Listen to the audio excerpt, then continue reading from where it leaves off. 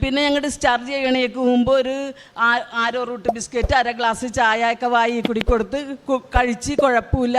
അപ്പോൾ പുള്ളി പറഞ്ഞ് ആമാശയത്തിൽ ഉണ്ടാക്കണ ട്യൂബ് എനിക്ക് ഊരി തന്നുമെന്ന് പറഞ്ഞപ്പോൾ ഡോക്ടർ പറഞ്ഞു ഇതൊരു അത്ഭുതം സംഭവിച്ചാക്കണതാണ്.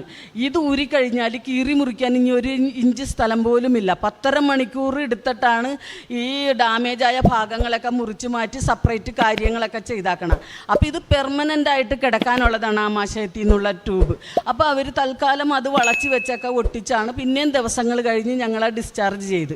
അപ്പോഴൊക്കെ എല്ലാ സഹായവും നമ്മൾ ചെയ്തു കൊടുക്കണം. ഒരു കൊച്ചു കുഞ്ഞിനെ പോലെ ഒന്നിനും കഴിവില്ലാത്ത ജീവച്ഛവം പോലെയാണ് ഞങ്ങൾ തിരിച്ചു പോകുന്നത്. പക്ഷേ ഒരത്ഭുതം വന്നെന്നുള്ളത് ഇങ്ങനെ ഭക്ഷണം വെള്ളം ഒക്കെ ഇങ്ങനെ കുടിക്കാൻ പറ്റി എന്നുള്ളത് ഒരു വലിയ അത്ഭുതം തന്നെയാണ് സംഭവിച്ചത്.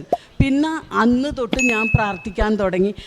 യൂട്യൂബിലൂടെ അച്ഛൻ്റെ ധ്യാനങ്ങളും സാക്ഷ്യങ്ങളും കേൾക്കാൻ തുടങ്ങി. എന്ന് ഞാനിങ്ങനെ പ്രാർത്ഥിച്ചുകൊണ്ടിരുന്നു. ഇതിൻ്റെ ഇടയിൽ 6 മാസം കൊണ്ട് 6 കീമോ കഴിഞ്ഞതിന് ശേഷം പിന്നെ റേഡിയേഷനുള്ള ടെസ്റ്റുകൾക്കൊക്കെ അവരെഴുതി തന്ന് എല്ലാ ടെസ്റ്റുകളും നമ്മൾ റേഡിയേഷന് മുമ്പ് ചെയ്യണം എന്നിട്ടൊരു ഡേറ്റ് തന്ന് ഈ റിസൾട്ടൊക്കെ ആയിട്ട് നിങ്ങൾ റേഡിയേഷന് വരാനായിട്ട്.